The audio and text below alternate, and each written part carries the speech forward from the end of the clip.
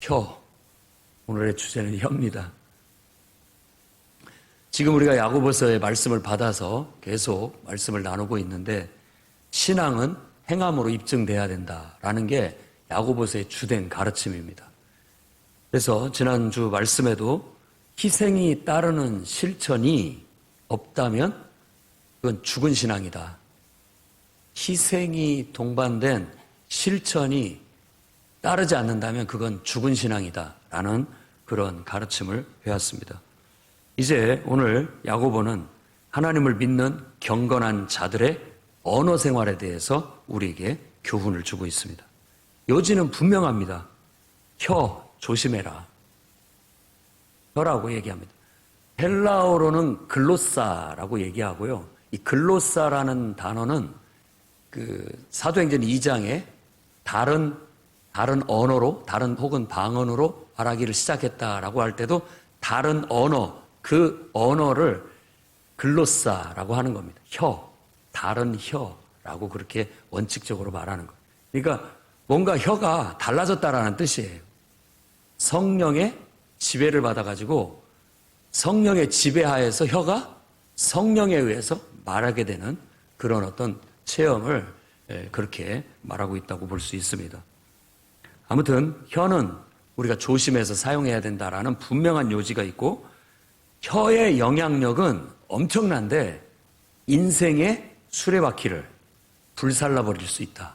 그러니까 엄청난 영향력을 준다라는 거예요. 혀 때문에 잠언서 말씀 같은 데는 죽을 수도 있고 살 수도 있다. 우리도 뭐 속담에 말 한마디에 천냥빚 갚는다고 그런 말들은 다 이 말이라는 게 얼마나 중요한지에 대해서 얘기를 해주고 있는 겁니다. 또 결국 결론적으로 말하는 것은 뭐냐? 혀를 조심하라고 말하면서 혀를 하나님에 의해서 길들여라. 혀를 그래서 하나님의 도구로 하나님의 뜻대로 하나님을 찬송하는데 도구로 쓰여지도록 하는 것이 가장 바람직하다라는 그런 교훈을 주고 있습니다. 여러분 예수 믿고 우리가 여러 가지 것들이 변화되는데 그 중에 우선적으로 또 그 앞부분에 변화되는 두드러진 특징을 나타내는 게 바로 말입니다. 제자 훈련을 받을 때에도 말에 덕을 세우는 생활이라고 해서 예수님 믿고 이제 내가 예수님의 제자가 됐다. 내 인생을 예수님께 맡겨드렸고 내 삶을 그분께 맡겼다. 이제는 살아도 주를 위해 살고 죽어도 주를 위해 사는 사람이다 라고 했다면 너의 혀도 하나님께 맡겨라. 그래서 그 혀가 하나님에 의해서 길들여지게 하고 하나님에 의해서 쓰여지게 해라. 그게 제자 훈련이에요. 근데 이게 그렇게 말처럼 쉽지는 않습니다만은 그러나 쉽기도 하고 어렵기도 해요. 늘 하나님을 믿는 것은 쉽기도 하고 어렵기도 합니다. 어렵다라는 말은 내가 하나님께 맡기는 게 어렵다는 거예요. 쉽다는 말은 하나님께 나를 맡기기만 하면 그 일사천리 쉬워요, 그냥. 그러니까 맡기느냐 못 맡기느냐, 하나님께 나를 완전히 맡기느냐 못 맡기느냐에 따라서 완전히 맡길 줄 아는 사람은, 그걸 터득한 사람은 믿음을 터득해서 쉬워요, 신앙생활이.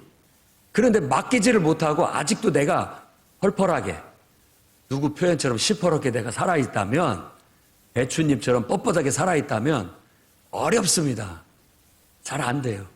굉장히 뻣뻣하고 고집스럽고 이게 쉽게 견고한 진과 같아가지고 쉽게 무너지지가 않아요. 깨지지도 않고. 그렇기 때문에 예배가 필요하고 그렇기 때문에 기도가 저는 필요하다고 믿습니다.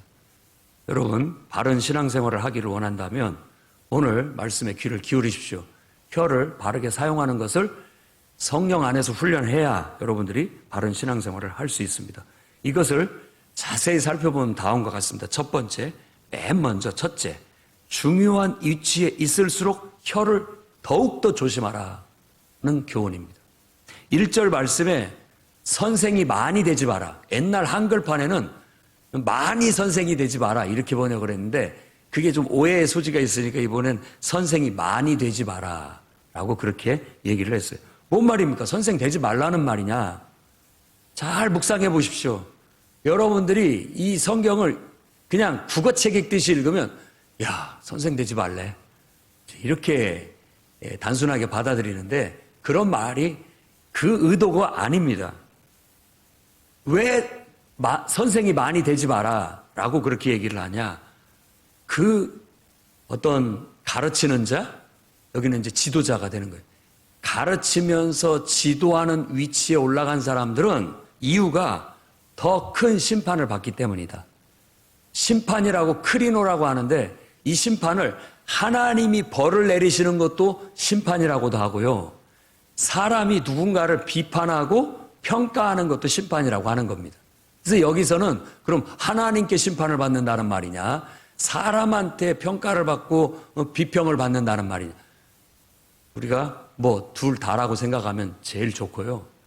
더 제가 봤을 때 더 방점을 두고 있는 것은 모든 앞에 나서서 일하는 지도자, 앞에 나서서 일하는 지도자나 가르치는 사람은 더 많이 비판받을 여지가 있습니다. 그러니까 제일 내가 편하게 사는 사람이 누구냐? 사실 그것도 좀 문제가 있습니다만 아무것도 나서지 않는 거예요.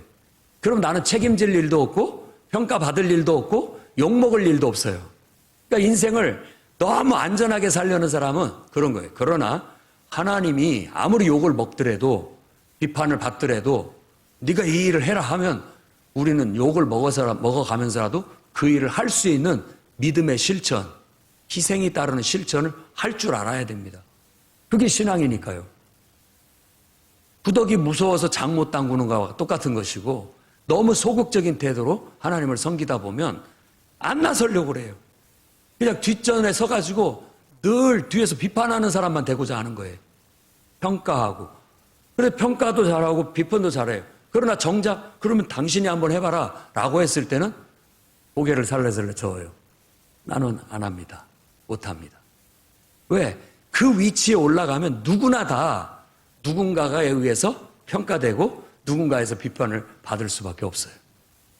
지금 여러분들이 뽑은 지도자들도 다 여러분들이 뽑아놓고 여러분들이 비판하고 평가하고 있잖아요. 그러면 여러분들을 그 자리에 앉혀놓으면 여러분들은 그렇게 더 잘할 수 있겠습니까? 그 사람들보다 더? 어떤 면에서는 잘할 수 있겠지만 어떤 면에서는 형편없을 겁니다. 그럼 여러분들도 그 자리에 올라가면 똑같이 사람들한테 평가당하고 비판당하고 욕먹는다 이런 얘기죠. 그렇기 때문에 다 똑같아요. 누구도 완벽한 사람이 없어요. 누구도 그런 면에 있어서 완벽한 사람은 없어요. 가르치는 자나 지도자는 그러기 때문에 두드러지게 많은 사람들의 눈에 드러나고 또 그 사람의 말이 많은 사람에게 영향을 미치기 때문에 그 사람은 굉장히 말을 할 때 평상시처럼 그냥 쉽게 말하는 버릇을 이제는 좀 조심해서 입에 재갈을 먹여서 10마디 할 말을 또 생각해보고 정제하고 다듬어서 5마디로 줄이라는 거예요. 그게 이 1절에서 많이 선생되지 말라라는 말과 같은 거예요. 이 말은 마치 많이 말하려고 하지 마라. 잘 정제해서 정말 심사숙고해서 조심스럽게 정확하게 말하는 버릇을 들여라라는 그런 말과 같은 거예요. 그래야만 우리가 그나마도 비판받는 것이 덜할 수 있고 또 평가받는 것도 좋은 평가를 받을 수 있게 된다라는 겁니다. 그러니 이 말씀을 오해해서 받아들이지 않기를 바랍니다. 나는 일꾼 될 자격이 없어. 나 일꾼 못하겠습니다. 이래라고 이 말씀이 주어진 게 아니라고요. 그렇습니다. 목민심서에도 정약용이 유배지에 가서 목민을 묵상하면서 그 글을 썼는데 거기에 이런 대목이 나옵니다. 목민은 구하는 것이 아니다. 목민은 구하는 것이 아니다. 내가 하고 싶다고 해서 하는 게 아니다라는 거예요. 그걸 강조합니다. 그럼 목민이 뭐냐? 임금님이 맡기니까 하는 거다. 그렇게 얘기를 해요.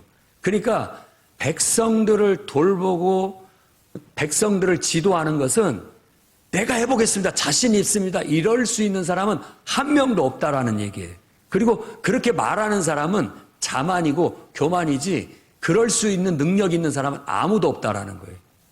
똑같아요. 내가 여러분들을 돌보고 여러분들을 목양하는데 턱없이 부족하고 능력도 없고 그렇습니다. 실수도 많고 허물도 많고 다 완벽하지가 못해요. 그런 것 따지면 아우 주님 제가 무슨 자격으로 하겠습니까? 모세나 똑같은 거예요.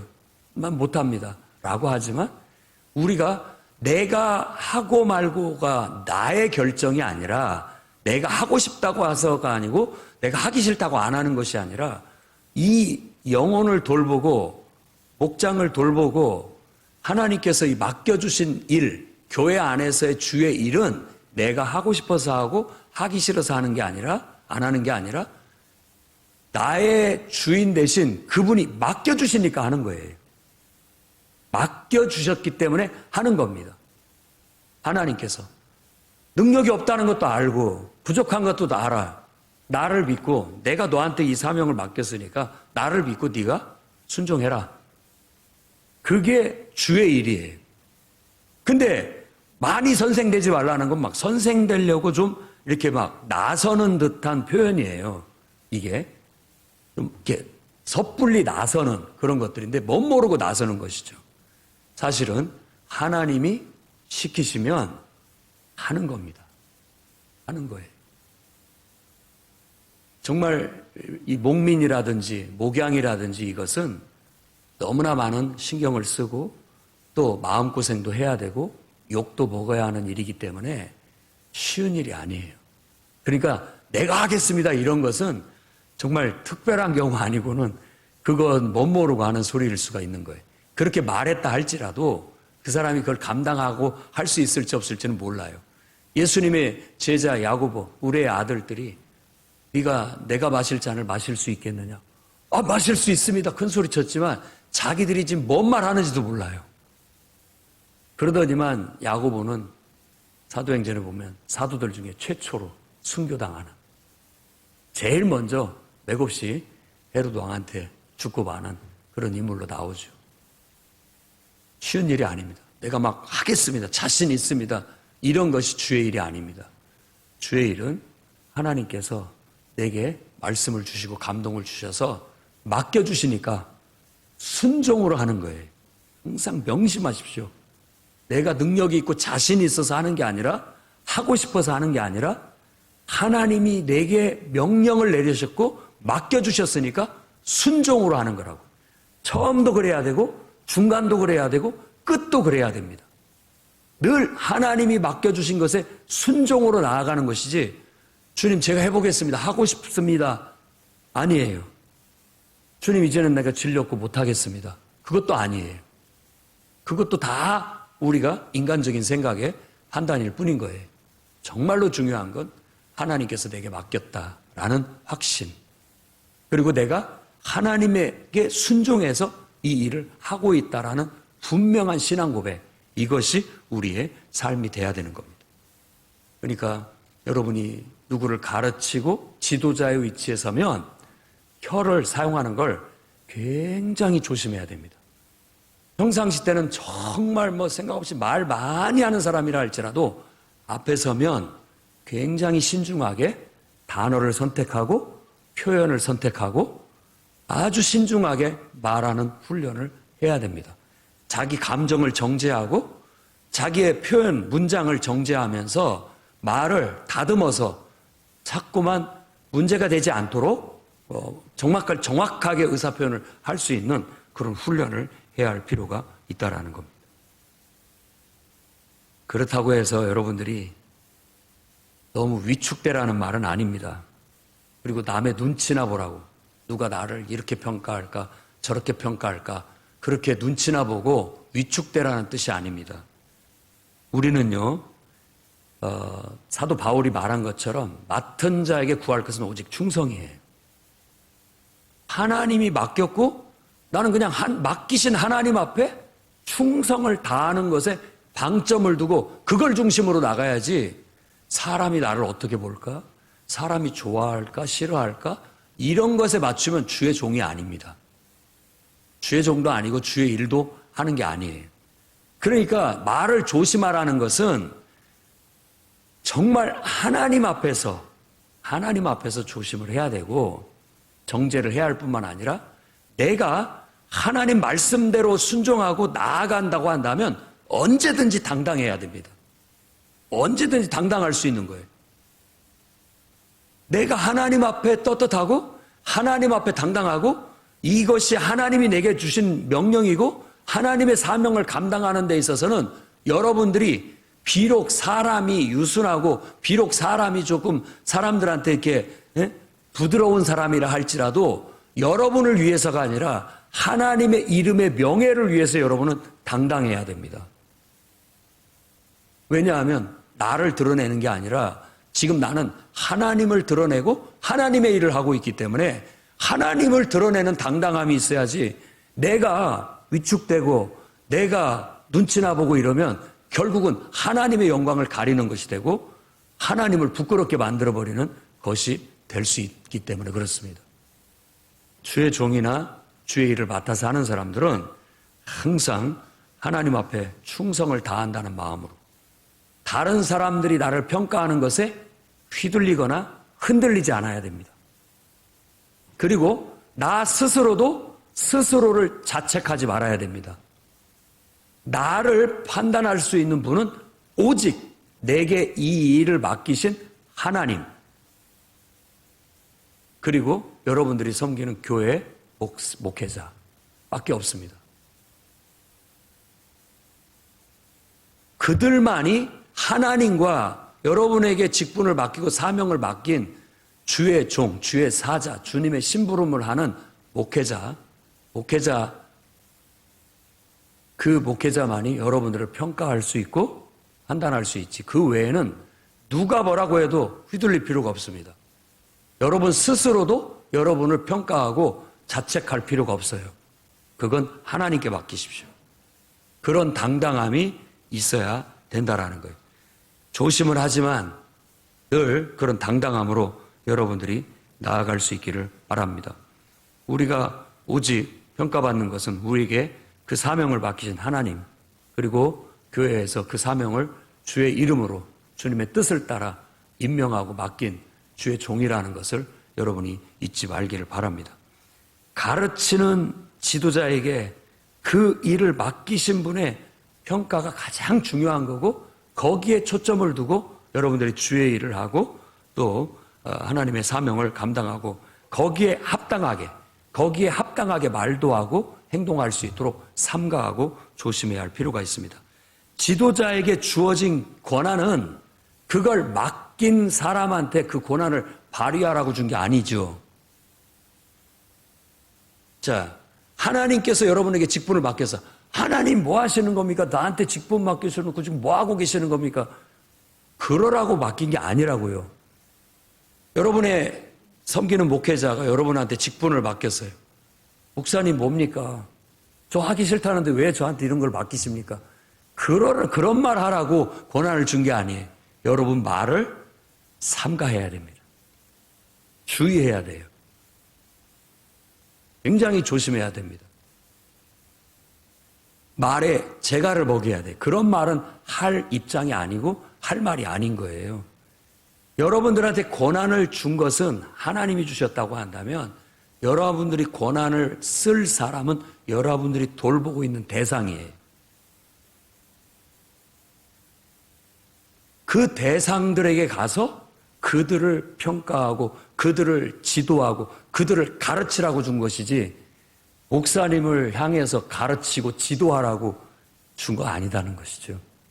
하나님을 향해서도 마찬가지고 말을 주의해야 됩니다. 중요한 위치에 세워질수록 더욱더 혀를 조심해야 됩니다. 그렇지 않으면 그것이 화를 불러와요. 화를 불러옵니다. 결국 본인에게도 해로울 뿐만 아니라 다른 사람에게도 해로움을 끼치게 될 수 있다는 걸 기억해야 됩니다. 여러분들에게 만일 비유를 들어 칼자루를 쥐어줬다고 해보십시오. 그 칼을 잘 사용해라고 주어졌어요. 근데 그 칼을 정작 써야 할 사람들한테 안 쓰고 그 칼을 맡긴 사람한테 되돌려서 휘두른다고 한번 생각해 보십시오. 그 사람이 그 칼을 그냥 두겠습니까? 그렇게 쓰려면 그 칼을 뺏을 수밖에 없는 것이죠. 이건 분명한 원리고 진리예요. 여러분들이 돌보는 영혼들을 말씀으로 책망하고 그들을 지도하고 정말 정제된 말로 하나님의 말씀으로 가르치라고 여러분에게 그 권한을 줬다라는 걸 잊지 마십시오. 그래서 많이 선생 되지 마라, 선생이 많이 되지 마라 라고 말을 굉장히 주의해서 쓰도록 하게 한 겁니다. 누구든지 말에 실수가 없는 사람은 없습니다. 하지만 깨달은 즉시 빨리빨리 고치고 우리가 길을 들여가야 됩니다. 지금도 저라 할지라도 길 들여가는 과정 속에 어느 단계에 놓여져 있고 여러분들도 그것을 길 들여가는 어느 단계에 놓여져 있는 거예요. 수준 차이는 누구나 다 있습니다. 하지만 내가 포기하지 않고 또 실수해도 다시 또 길들이고 또 실수하고 다시 또 길들이고 계속해서 오뚜기처럼 하나님 말씀대로 순종해서 나아가면 우리가 어느 순간 정말 준마처럼 잘 길들여지게 될 거예요. 여기에서 지금 3절에 말하고 있는 말들의 입에 재갈 물리는 것은 이 말은 이 하는 말이 아니라 우리가 타고 다니는 말을 말하는 겁니다. 그 말도 입에다가 재갈을 물려서 고삐를 딱 채우는 것은 그 말의 주인이 그 말을 타고 자기 마음대로 원하는 대로 말을 이끌고 가기 위해서 재갈을 먹인 거예요. 통제, 길들임을 말하는 거예요. 통제, 길들임. 그래서 맨 먼저 여러분이 생각해야 할 것은 내가 좀 더 중요한 위치에 있다면 굉장히 말을 더 조심해야 되겠다라는 결단을 가질 수 있기를 바랍니다. 두 번째로는 혀의 영향력이 얼마나 큰지를 항상 깨닫는 그런 마음으로 살아야 되겠습니다. 야고보서 3절 4절에 말한 것처럼 말에 재갈을 먹이는 거라든지 큰 배를 운전하는 운전대라고 생각하면 되겠어요. 그 운전대, 이 혀는 바로 운전대, 자기 몸을 운전하는 운전대와 같다라고 말하고 있어요. 타고 다니는 말도 재갈을 벌써 고삐를 딱 잡으면 잘만 길들여지게 되면 이리야 하면 가요. 워워 하면 멈춥니다. 주인이 딱 어떤 말만 하고 표시만 하고 발길질만 살짝 해도 말이 그걸 금세 알아봐요. 길들여졌다라는 말입니다. 제가 알기로는 구약 성경의 모세는 모든 사람보다 온유하다. 그 온유함이라는 그 단어의 어근에 원래 가지고 있는 뜻은 길들여졌다라는 뜻입니다. 야생마가 제멋대로 날뛰다가 서서히 주인의 훈육을 통해서 길들여져 가지고 이제는 주인의 말을 잘 듣고 주인이 원하는 대로 움직일 수 있는 그런 말이 됐을 때 준마가 되는 거고 그런 훌륭한 말은 왕의 마차를 끌게 된다라는 겁니다. 존귀하게 쓰임을 받는다라는 것이죠. 이 혀의 영향력이라는 건 굉장히 큽니다. 그거에 의해서 내 온몸이 운전되어져 가고 있다라고도 볼 수 있는 거예요. 그러니까 말을 여러분 긍정적이고 소망적으로 하십시오. 그 말이 운전대라고 한다면 부정적인 대로 운전해서 가버리면 부정적인 대로 가서 처박히게 될 것이고 정말 긍정적인 대로 운전해 가면 긍정적인 대로 가서 쭉쭉 형통해서 나아갈 거라고요. 그런데 우리가 자꾸 부정적으로만 운전해 가면 막 좌충우돌 가다가 부딪힐 수 있고 넘어질 수 있고 처박힐 수 있겠지만 우리 말에 따라서 이게 운전되어지는 거예요. 그런데 성경에서 말하고 있을 때는 우리의 본성으로 그 말을 완벽하게 운전할 수 있는 인간은 하나도 없다, 세상에. 참 어떤 의미에서 불가항력적이에요. 그런 말에 실수가 없는 사람은 하나도 없어요. 말의 영향력이 엄청나게 큰데도 불구하고 그렇다는 겁니다. 잠언서 10장 19절에는 말이 많으면 허물을 면하기 어렵다. 그리고 그 입술을 제어하는 자는 지혜롭다. 그렇게 얘기하는 겁니다. 운전대, 요것을 적절하게 제어를 잘하는 사람이 인생을 잘 사는 사람이다 라는 것이고 잠언서 12장 18절에는 칼로 찌른같이 함부로 말하는 자가 있거니와 함부로 말하는 자, 함부로 말하는 거 재갈을 좀 먹일 필요가 있습니다. 좀 정제돼야 할 필요가 있는 것이죠. 좀 걸러낼 필요가 있는 거예요. 왜냐하면 그 말이 정제되지 않고 걸러지지 않아서 다듬어지지 않아서 다른 사람에게 해악을 끼칠 수 있고 그것은 꼭 나한테 또 부메랑처럼 달려와서 나한테도 해가 될 수 있기 때문에 그렇습니다. 그러나 지혜로운 자, 그러니까 그 혀가 잘 적절히 통제되는 자는 양약과 같다고 했어요. 다른 사람에게도 유익할 뿐만 아니라 나에게도 유익함을 준다. 이걸 깊이 묵상하고 우리가 그냥 평상시 태어난 성격이다. 내가 뭐 자라온 길들여진 내 혀 습관이다. 라고만 치부하지 말고 변명하지 말고 우리는 좀 더 나은 혀를 사용할 수 있는 그런 믿는 사람이 돼야 됩니다. 믿는 사람이라면 혀가 다듬어지고 훈련되어져야 된다라는 거예요. 혀의 영향력이 이렇게 큽니다. 그리고 세 번째로는 혀가 악용되게 된다면 인생 전체를 불사를 수 있다라는 걸 여러분 명심하시기 바랍니다. 6절 말씀에 보면 혀는 불이요 불의의 세계라. 혀는 우리 지체 중에서 온몸을 더럽히고 삶의 수레백 회를 불사르나니 그 사르는 것이 지옥불에서 나느니라 라고 말합니다.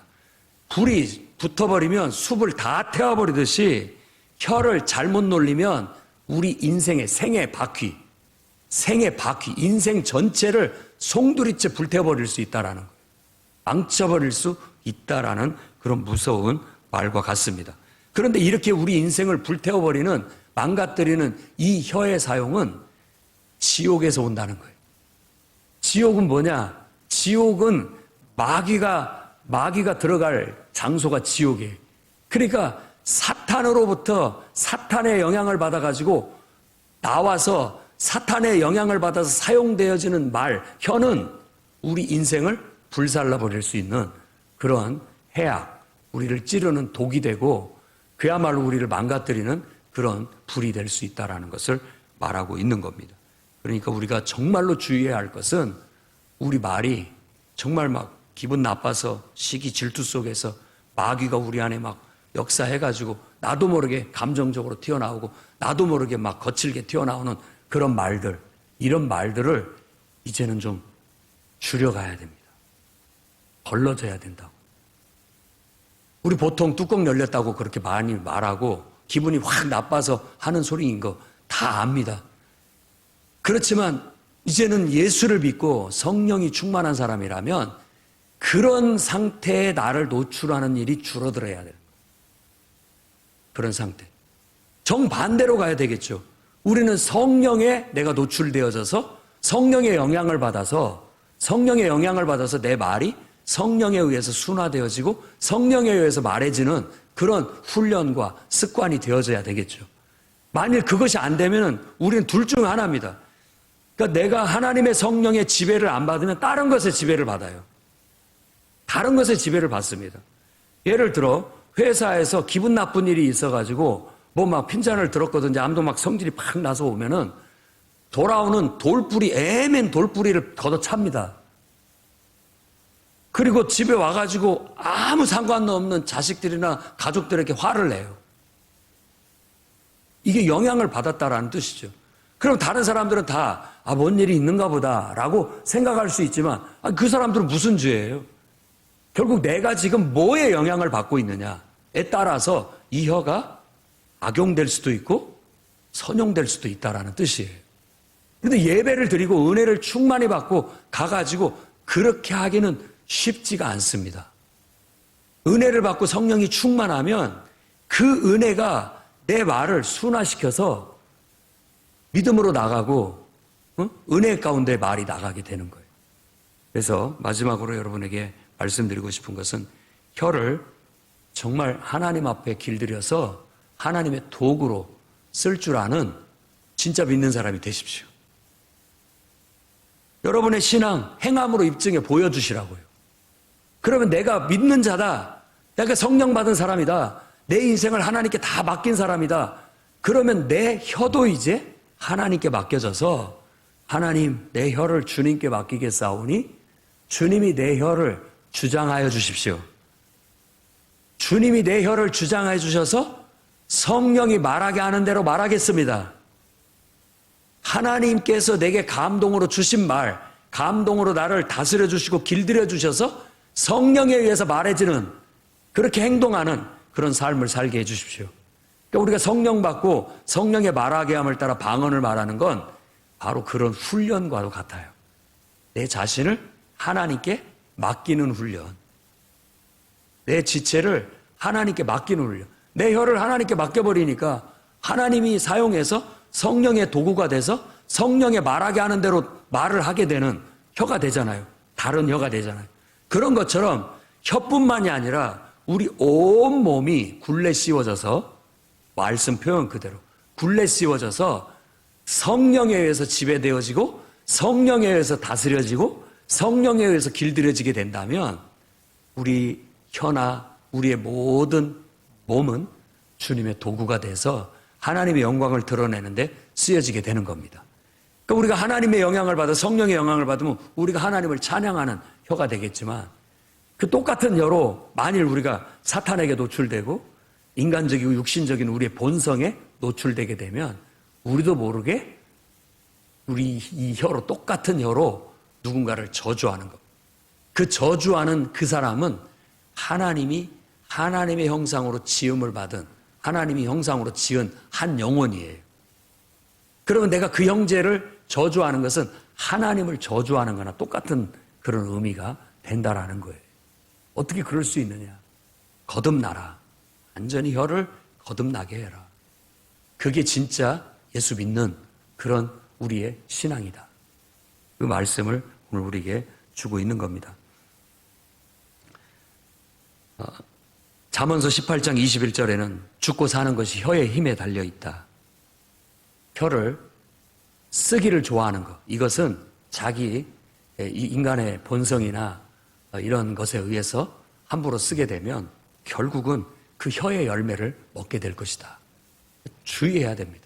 성령에 의해서 내 혀를 사용하게 되면 성령의 열매를 거두게 되겠지만, 인간의 혀를, 인간에 의해서, 내 본성에 의해서, 그 욕심에 의해서 혀를 쓰게 되면 그 열매를 먹게 돼요. 사탄에 의해서 내 혀가 그 도구로 쓰여지게 된다면 사탄의 열매를 먹게 되겠지요. 그래서 잠언서 21장 23절은 입과 혀를 지키는 자는 자기 영혼을 환난에서 보존한다. 그러니까 할 수만 있으면 여러분, 재갈을 먹인다라는 것은 하나님의 성령에 의해서 내 혀를 길들인다, 이런 뜻으로 받아들이기 바랍니다. 무조건 말 못하게 하고 무조건 통제한다라는 뜻이 아니에요. 하나님에 의해서 길들여져서 하나님의 말씀에 의해서 정제되어지고 성령, 거룩한 영에 의해서 좀 정제되어질 수 있도록 혀를 길들이라는 그런 의미라고 볼 수 있어요. 그러면 우리 영혼을 보존할 수가 있어요. 에베소 4장 29절에는 무릇 더러운 말은 너희 입 밖에도 내지 말고 오직 덕을 세우는데 소용되는 대로 선한 말을 하여 듣는 자에게 은혜를 끼치게 하라. 선한 말이라는 단어는 항상 성경에서 선한은 하나님께로부터 나온 이런 은유라고 생각하면 됩니다. 하나님께로 나온 말을 해라. 하나님 뜻에 맞는 말을 해라. 그래야 모든 사람에게 은혜를 끼치게 된다. 여러분이 정말 말이 훈련이 안 되거든 항상 의도적으로 세상 그 상담하는 데에서는 아이메시지를 써라. 주어만 바꿔도 우리 말이 공격적인 말이라든지 비판적인 말이 확 줄어들어요. 항상 왜 이런 말은 가능한 한 쓰지 않도록. 항상 왜라는 말은 항상 공격적이거나 비판할 때 쓰는 그런 부사이기 때문에 그런 말은 쓰지 않도록 힘써야 되고, 당신, 너, 주어가 유가 되면 공격적입니다. 주어가 항상 I가 되면 그나마도 객관적이에요. 내 생각을 얘기하는 거지 공격하는 것은 아니기 때문에 그렇게 해야 되지만, 우리 그리스도인은 주어를 하나님으로 두는 훈련을 해야 됩니다. 하나님으로. 자꾸 그렇게 해서 그리스도로 옷 입혀야 돼요. 우리 말 버릇, 말투에. 그래서 하나님이 이렇게 나에게 이런 마음을 주셨다. 자꾸 하나님을 주어로 쓰다 보면 그걸 많이 내 생각을 정죄할 수 있고 내 감정을 정죄할 수 있어요. 여러분, 아까 왜 이렇게 하십니까? 이렇게 하셔야죠 라고 말하기보다 기도하는데 하나님께서 이렇게 하는 것이 더 좋겠다라는 저에게 감동을 주셨습니다. 얼마나 듣기 좋고 은혜스럽습니까?